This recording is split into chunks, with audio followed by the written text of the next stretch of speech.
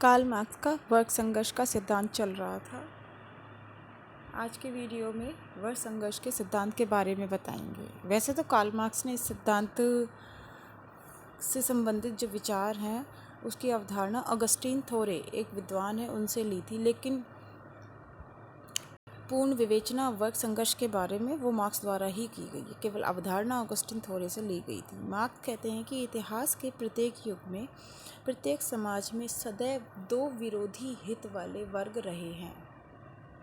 अब दो विरोधी हित यानी उच्च वर्ग और निम्न वर्ग, वंचित वर्ग, संचित वर्ग, सर्वहारा, पूंजीवादी। ये अभी जितने भी युग रहे हैं सब में दो वर्ग रहे हैं, और दो वर्ग जो हैं एक दूसरे के हितों के विरोधी थे, संयोगी नहीं थे। अब विरोध के कारण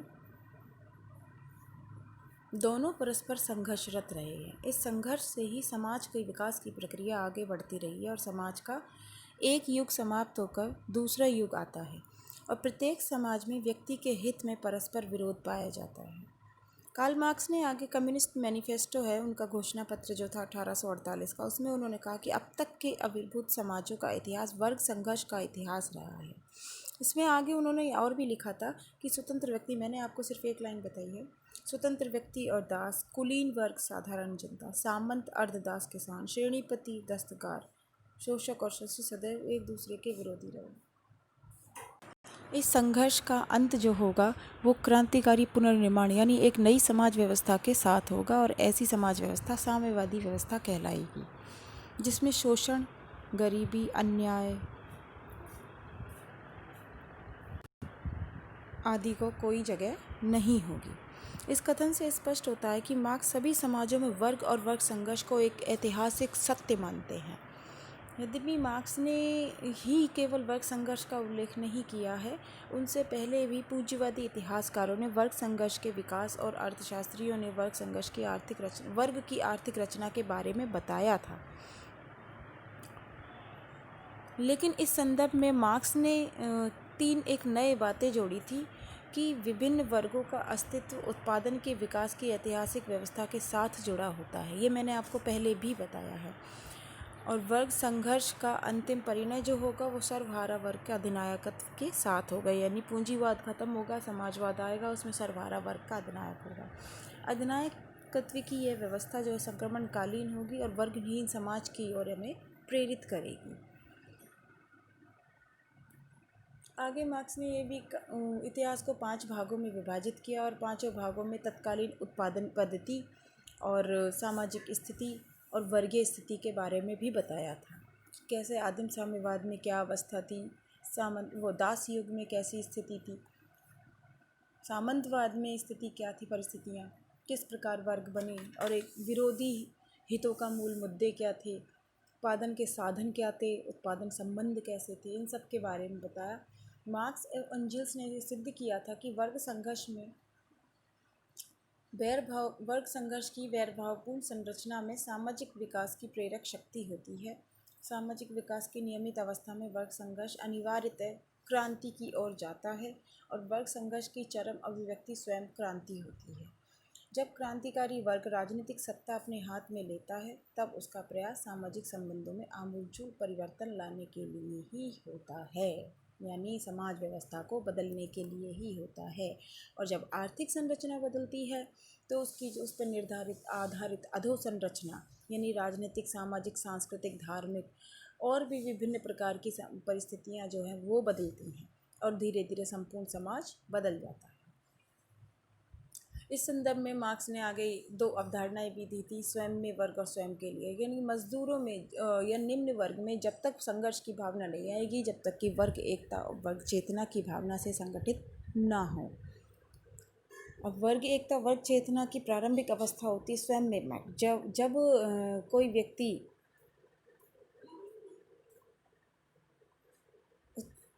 किसी जगह काम करता है, मजदूरी करता है, तो स्वयं में वर्ग यानी अपने आप में वर्ग मानता है, अपने स्वयं में वर्ग मानता है, यानी खुद को एक वर्ग में शामिल मानता है।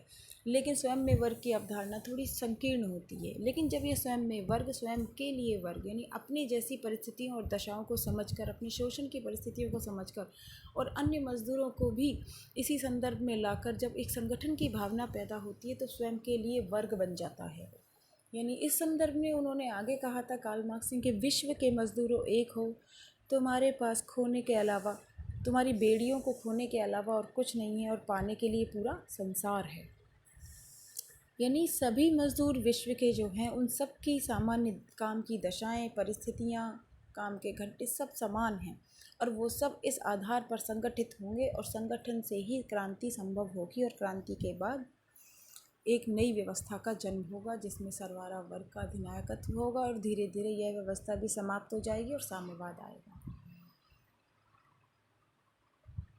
जहां उत्पादन के साधनों का समान वितरण के कारण वर्ग और संघर्ष दोनों समाप्त हो जाए। ये तो है कार्ल मार्क्स का वर्ग संघर्ष का सिद्धांत। अब इसकी आलोचना भी की गई थी।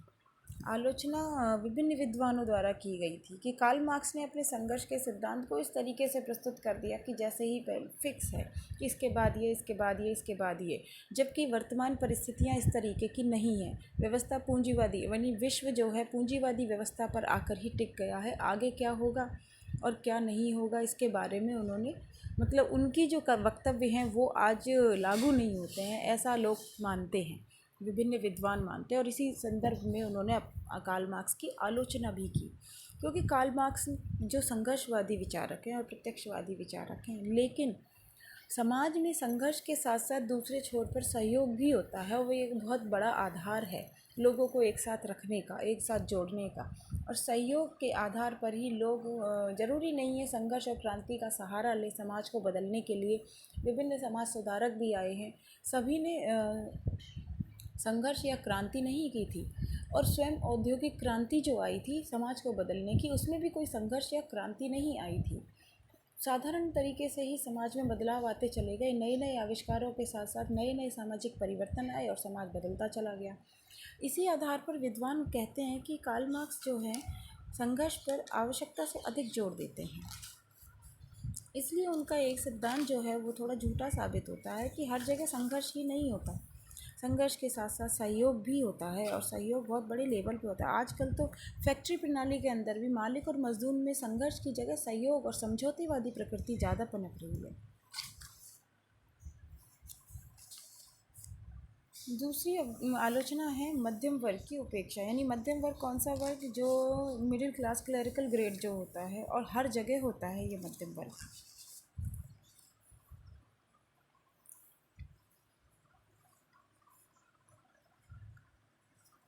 मध्यम वर्ग जो है समाज के बड़े संगठन को, यानी एक छोर पर पूंजीपति और एक छोर पर बहुसंख्यक श्रमिक वर्ग, लेकिन इसके बीच की स्थिति मध्यम वर्ग की, इसके बारे में मार्क्स ने कुछ नहीं कहा। जबकि समाज में यह भी एक वर्ग है, केवल दो वर्गों में नहीं बटा है समाज। सैन्य वर्ग भी है, केवल मजदूर और मालिक ही नहीं थे, सैन्य व्यवस्था भी थी। सैन्य व्यवस्था को संभालने के लिए सैन्य शासन प्रणाली भी थी और भी प्रणालियाँ थी, तो उनको उपेक्षा की है ऐतिहासिक काल में भी और आज भी। सामाजिक और आर्थिक वर्ग एक नहीं। कार्ल मार्क्स ने संपूर्ण जोर अपना आर्थिक वर्ग पर दिया, लेकिन सामाजिक वर्ग और सामाजिक वर्ग को भी उसके आधार पर माना, लेकिन दोनों अलग अलग होते हैं।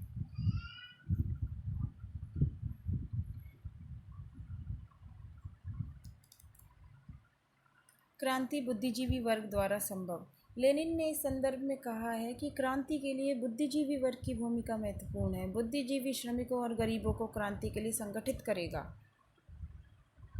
क्योंकि निम्न वर्ग में इतना वो नहीं होता है, इतना बुद्धि कौशल नहीं होता है कि वो अपने हक के लिए लड़ें। सबसे पहले उन्हें गाइड किया जाता है, तभी वो आगे संगठित हो सकते हैं।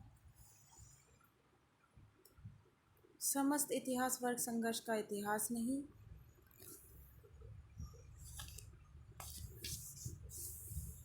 वेबर के अनुसार वर्ग ध्रुवीकरण क्रांति की संभावना दूर दूर तक दिखाई नहीं देती है, क्योंकि विभिन्न समाजों में और फैक्ट्री प्रणाली के अंदर बाजार की स्थिति में श्रमिक संगठन बने हैं, सामूहिक सौदेबाजी पद्धति है, पूंजीपति और श्रमिक अपने आपसी विवाद इन्हीं के माध्यम से सुलझा लेते हैं, उन्हें कभी क्रांति की आवश्यकता नहीं पड़ती आज के संदर्भ में। तो मार्क्स ने वर्ग संघर्ष के परिणाम जो हैं वो सत्य नहीं है। अगली आलोचना है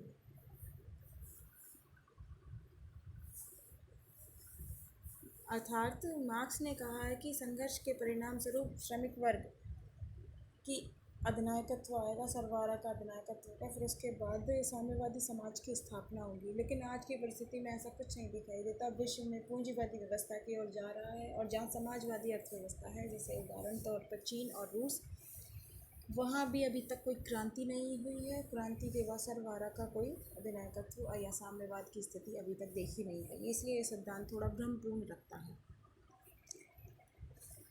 आगे भी संदर्भ में एक आलोचना हुई है, मैंने आपको लिखना भूल गई। आप अगर आगे पढ़ना चाहें तो आप किताबें पढ़ सकते हैं। सिंघी गोस्वामी की किताब पढ़ सकते हैं। डी गुप्ता और शर्मा की बुक में आलोचनाएं दी गई हैं, उसके बारे में पढ़ सकते हैं। लुईस कोजर ने भी कहा था, ये भी एक संघर्षवादी विचारक हैं, कि आधुनिक औद्योगिक समाज में श्रमिक और प्रबंधन के बीच हितों का विरोधाभास या संघर्ष की स्थिति है, परंतु ये संघर्ष समस्याओं का समाधान करते हैं, जिससे व्यवस्था आगे बढ़ती है। यही व्यवस्था और समस्याओं के समाधान के लिए केवल क्रांति का रास्ता नहीं, समझौतेवादी रास्ते को अपनाते हैं। मैं पहले भी बता चुकी हूँ।